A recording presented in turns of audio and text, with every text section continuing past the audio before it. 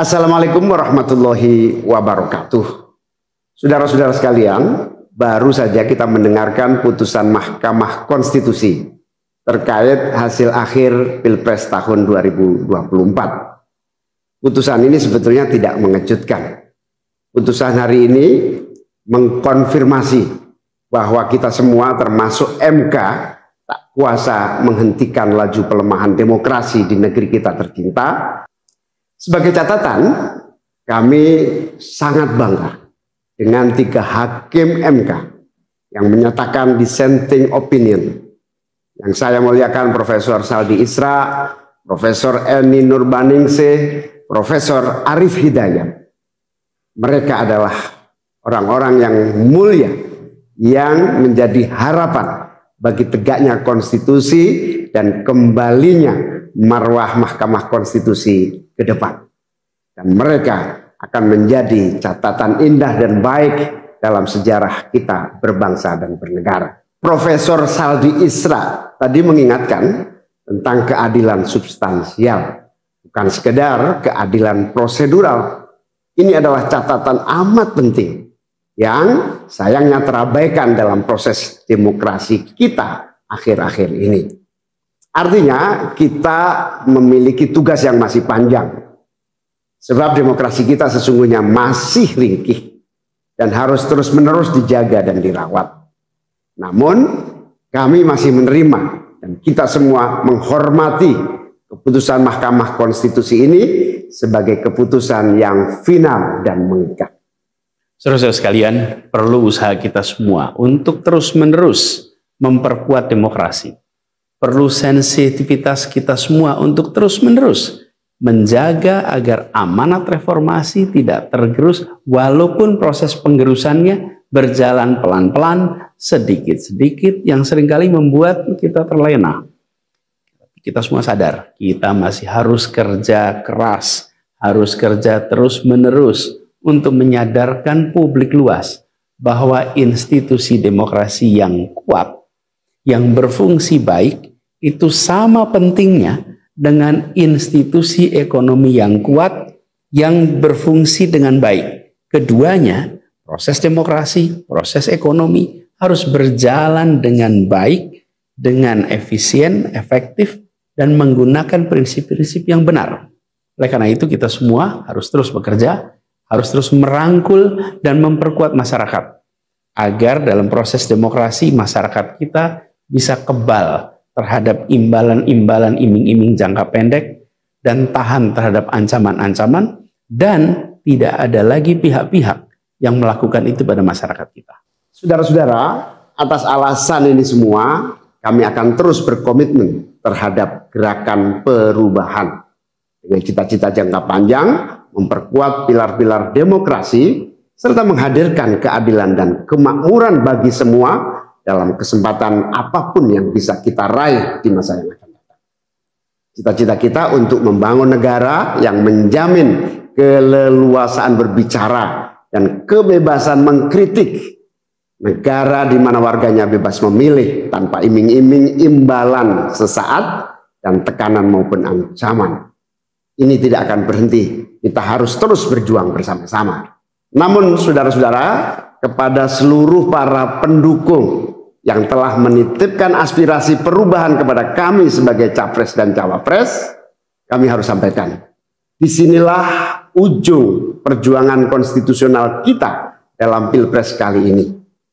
Keputusan MK hari ini menjadi penanda berakhirnya Pilpres tahun 2024. Keputusan MK hari ini menjadi penanda berakhirnya seluruh proses Pilpres 2024. Saudara sekalian, salah satu prinsip demokrasi yang baik adalah peaceful transition of power. Perpindahan kewenangan yang berjalan dengan damai dari presiden petahana yang segera akan berakhir masa jabatannya kepada presiden terpilih. Dengan segala catatan tentang problematiknya proses Pilpres 2024 kali ini, kami berkomitmen untuk menjaga prinsip peaceful transition of power itu. Dan kami memilih untuk menjadi bagian yang terus menjaga, terus membangun mutu demokrasi di Indonesia. Oleh karena itu, pada hari ini kami menyatakan bahwa bagi kami proses Pilpres 2024 telah terlewati seluruh fasenya. Kami sampaikan kepada Pak Prabowo dan Pak Gibran, selamat menjalankan amanat konstitusi, selamat bekerja menunaikan harapan rakyat yang kini diembankan di atas pundak bapak-bapak berdua. Saya sempat berkali-kali ditanya pendapat pribadi tentang Pak Prabowo, dan saya jawab beliau adalah seorang patriot. Hari ini saya terus mempercayai sebagai seorang patriot. Beliau adalah seorang yang telah mengalami pendidikan modern sejak usia belia dan berasal dari keluarga intelektual yang amat terpandang. Maka Pak Prabowo tentu paham bahwa dalam demokrasi yang baik, menerima keberadaan oposisi sebagai partner dalam bernegara, menjaga keseimbangan dan independensi 3 cabang kekuasaan, yaitu eksekutif, legislatif, yudikatif. Lalu menjamin kebebasan media sebagai pilar keempat demokrasi, serta yang tidak kalah penting adalah menjaga kebebasan rakyat di dalam bersuara, di dalam mengungkapkan pendapat, di dalam berserikat berkumpul dalam sebuah proses demokrasi. Dan sebagai seorang patriot didik, saya percaya Pak Prabowo akan mengembalikan dan akan menjaga nilai-nilai demokrasi ini di masa-masa Indonesia ke depan. Saudara-saudara sekalian, dalam kesempatan ini izinkan kami menyampaikan rasa terima kasih sedalam-dalamnya kepada seluruh pihak yang telah membersamai perjuangan kami. Partai pengusung, Partai Nasdem, PKS, PKB, teman-teman Timnas Amin, teman-teman tim hukum nasional, seluruh teman-teman relawan, para ulama, para tokoh-tokoh agama, para pakar dan rekan-rekan media. Semua yang telah ikut berjuang bersama-sama mendukung perubahan. Mengorbankan banyak tenaga, pikiran dan harta demi memperjuangkan aspirasi perubahan. Saya ucapkan terima kasih. Juga pada anak-anak muda yang pada Pilpres kali ini memberi warna baru, membawa pesan optimisme, pesan kreativitas, pesan inovasi, pesan kebaruan. Terima kasih telah menjadikan Pilpres kali ini Pilpres yang menyenangkan, mencerahkan. Yang tidak kalah penting adalah mencerdaskan. Kampanye yang membuat kita mendapatkan perspektif baru tentang apa arah Indonesia ke depan. Karena itu kami berpesan kepada semua, melihat proses yang terjadi. Proses politik sering nampak kotor dan berujung pada kecewaan. Tapi jangan sampai itu semua membuat kita berputus asa pada proses politik. Begitu banyak cita-cita besar yang dapat diperjuangkan melalui jalan politik.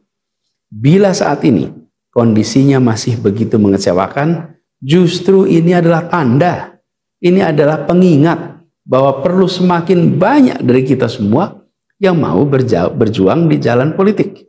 Ini adalah panggilan mereka-mereka yang berintegritas, yang menjunjung tinggi etika, yang memikirkan tentang masyarakat, tentang negara, tentang rakyat, untuk mau masuk di wilayah politik. Bawa kompetensinya, bawa integritasnya, dorong, jangan menyerah, dan jangan putus asa. Jalan perjuangan masih terbentang panjang. Sepanjang usia Republik ini masih terbentang jalan pengabdian untuk melakukan perubahan bagi keadilan, bagi kesejahteraan, bagi kemakmuran kita semua, dan itu dibutuhkan kemauan untuk mau terlibat di dalam proses politik. Jangan putus asa, mari kita jalan terus untuk perjuangan ini. Teman-teman semua, marilah kita lanjutkan perjuangan, mengubah yang memang perlu diubah, melanjutkan perjuangan untuk memperbaiki apa yang memang perlu diperbaiki dalam berbagai kesempatan dan ruang yang tersedia di masa yang akan datang. Insya Allah, saya dan Mas Anies akan terus membersamai teman-teman semua di dalam memperjuangkan kebaikan dan perbaikan menuju Indonesia yang adil dan makmur untuk semua. Tetap semangat, jaga stamina, perjuangan masih panjang. Izinkan kami menyampaikan terima kasih. Terima kasih kepada semua. Semoga Allah SWT merahmati negara Republik Indonesia dan melindungi kita semua. Assalamualaikum warahmatullahi wabarakatuh.